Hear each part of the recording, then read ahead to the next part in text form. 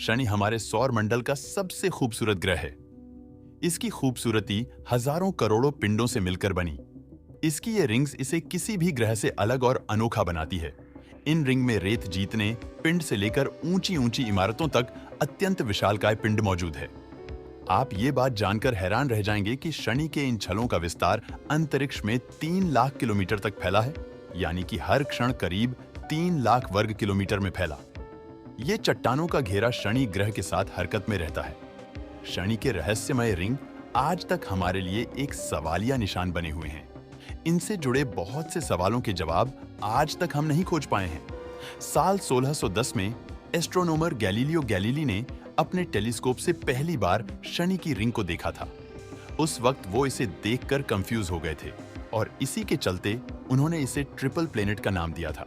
आगे चलकर कुछ सालों बाद जब एस्ट्रोनोमर जीन डोमिनिक ने अपनी दूरबीन से इन रिंग को देखा तो उन्होंने कुछ स्ट्रेंज नोटिस किया।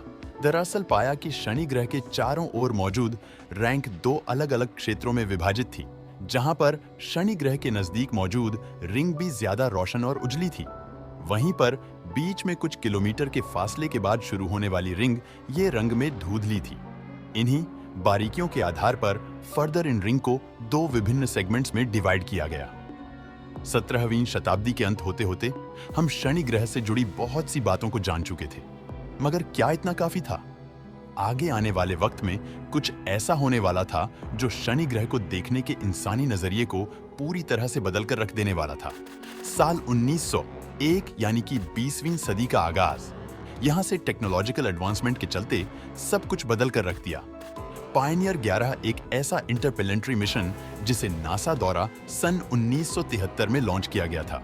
इस मिशन का उद्देश्य एस्टेरॉयड बेल्ट में मौजूद कुछ बेहद ही सिग्निफिकेंट एस्टेरॉयड्स, प्लेनेट जुपिटर और शनि को स्टडी करना था। सन 1979 को स्पेसक्राफ्ट शनि के बादलों से होकर गुजरा। इस दौरान पायनियर 11 स्पेसक्राफ्ट ने शनि ग्रह और उसके छल्लों की कुल 500 तस्वीरें ली और उन्हें हम तक भेजा। यह पहली बार था जब हम शनि ग्रह और उसकी रिंग को इतना नजदीक से देख रहे थे। इसके बाद 90 के दशक में नासा ने मिशन रवाना करने का प्लान तैयार किया और फाइनली इसे सन 1997 की रोज Cape Canaveral space launch station से टाइटन 4 रॉकेट में रवाना भी कर दिया गया। बाहरी अंतरिक्ष में 7 साल लंबा सफर तय करने के बाद आखिरकार साल 2004 के जून महीने में ये स्पेसक्राफ्ट शनि ग्रह की ऑर्बिट में पहुंचा। शनि की कक्षा में स्थापित होने के बाद यह अपने मिशन में जुट गया। इस दौरान इसने ऑर्बिट में ही रहते हुए शनि की रिंग का बारीकी से अध्ययन किया और इस दौरान इन रिंग की मैपिंग से लेकर स्पेक्ट्रोस्कोपी इंस्ट्रूमेंट के जरिए इन रिंग्स की स्पेक्ट्रम स्टडी भी की गई और पता चला शनि ग्रह का चांद टाइटन है। और इस मिशन का केंद्र बिंदु बने रहे टाइटन पर तो इस स्पेसक्राफ्ट का एक मिनी प्रो भी उतारा गया। उसने हमें टाइटन के वायुमंडल और जलतंत्र की रहस्यमयी जानकारियां दी। इसी मिनी प्रो ने टाइटन पर तरल मीथेन की नदियां और झीलें होने की पुष्टि भी की। तो अब हम ये जानते हैं, जुपिटर के बाद शनि हमारे सोलर सिस्टम का दूसरे नंबर का ग्रह है। शनि का फॉर्मेशन आज से करीब 4.5 बिलियन साल पहले हुआ था, जब हाइड्रोजन और हेलियम जैसी light weight gas dust particles के साथ सन से दूर जाने लगी थी, जिसके बाद एक स्थान पर संगठित होने से गैसों के एक गोले का जन्म हुआ। ये गैस का गोला सूरज के इर्द गिर्द घूमने लगा और कुछ ऐसे शनि ग्रह का जन्म हुआ। मगर जहां तक बात इसके आसपास मौजूद इन रिंग की है, तो यह बेहद बाद में अस्तित्व में आई वैज्ञानिक के अनुसार शनि ग्रह की रिंग को जन्मे अभी महज 10 करोड़ साल ही हुए हैं। ये शनि ग्रह की रचना की तुलना में काफी नहीं है। इनके जन्म को लेकर अब तक की हमारी खोज इस ओर इशारा करती है।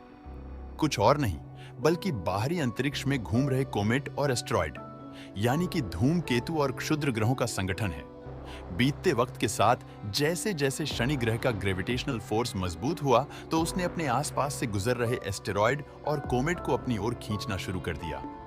अब जैसे ही एस्टेरॉयड और कोमेट शनि ग्रह की ओर बढ़ते तो उसके कुछ नजदीक आने के बाद इसकी ग्रेविटेशनल ऑर्बिट में फंसकर रह जाते और कुछ यूं ही लाखों साल तक ये प्रक्रिया ऐसे ही जारी रही तो इन रिंग ने जन्म लिया। अगर आपको हमारा वीडियो पसंद आया हो तो लाइक और शेयर करें।